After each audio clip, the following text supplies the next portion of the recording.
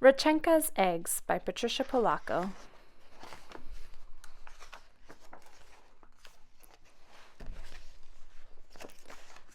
Babushka lived alone in a dacha, a little house in the country, but she was known far and wide for the fine eggs that she lovingly painted. Her eggs were so beautiful that she always won first prize at the Easter festival in Moskva. Each day, Babushka would take the shell of an egg from her basket and paint it in wonderful designs, using the shapes of stars and flowers, triangles and circles. Through the long, cold winter, Babushka painted. Then one day after a snowstorm, Babushka went outside. She could still hear the faint sound of falling snow. It was a sound like soft rain. Herds of caribou came to feed at Babushka's because the grasses they usually ate were covered with snow.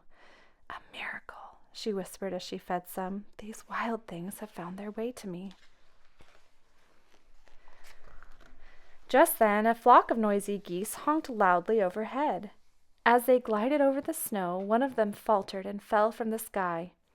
Babushka went to where the goose lay crumpled in the snow. "A hunter did this," Babushka grumbled. She carefully picked up the goose and took it back to her little house. There she fed the little goose from her own table and put the goose in her best basket lined with the warmest quilt from her own bed. "I shall name you a good name, one that we both can like, my little friend?" she said as she patted the goose's head. "How do you like Rechenka?" "Yes, then Rechenka it shall be." With Babushka's care, Rechenka grew stronger as each day passed. To repay her kindness, Rechenka laid an egg for breakfast every morning. As Rechenka got better, she waddled around the little house exploring every nook, cupboard, and corner. One day she jumped on top of Babushka's work table, overturning the jars of bright-colored paint that she used to color the eggs. "Niet!" Babushka screamed as she chased the goose with a broom. "No!" The frightened goose flapped her wings to get away and knocked over the basket of eggs that Babushka had so lovingly painted. The eggs crashed onto the floor and shattered into millions of pieces. They were both very sad. There was no reason now for Babushka to go to the festival. The next morning, Babushka slowly got out of bed and trundled over to Rechenka's basket to get her morning egg.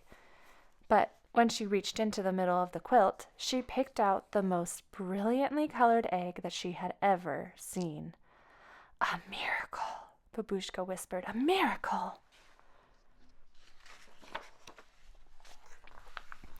She made small holes at both ends of the egg and blew the yolk and white into a dish to cook and eat later for breakfast.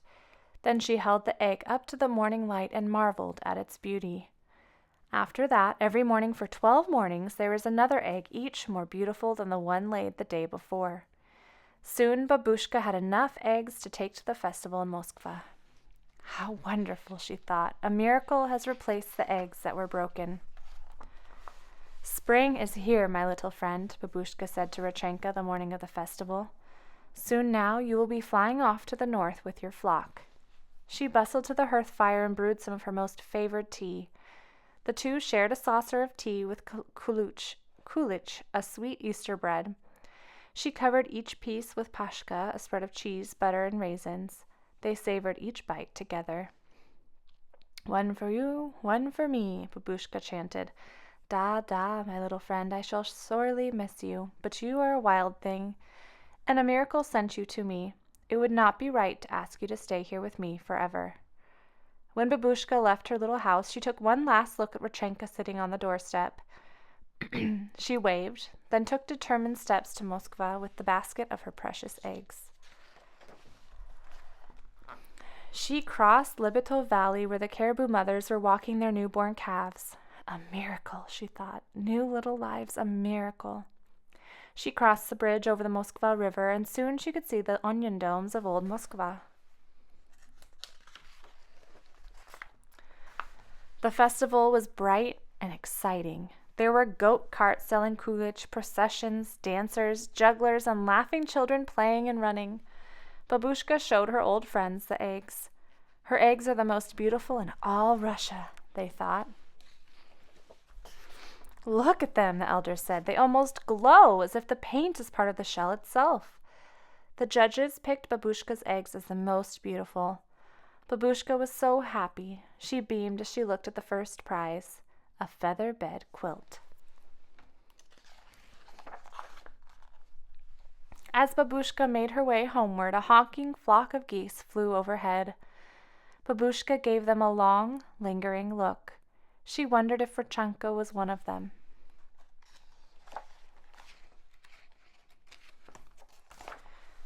When Babushka arrived at her home that evening, Rechenka was gone. Alone, she put the new quilt on her little bed. She brewed a cup of tea, ate the last of the kulach and pashka, got into bed with her favorite book of poems, and drifted off to sleep. She hadn't noticed Rechenka's basket.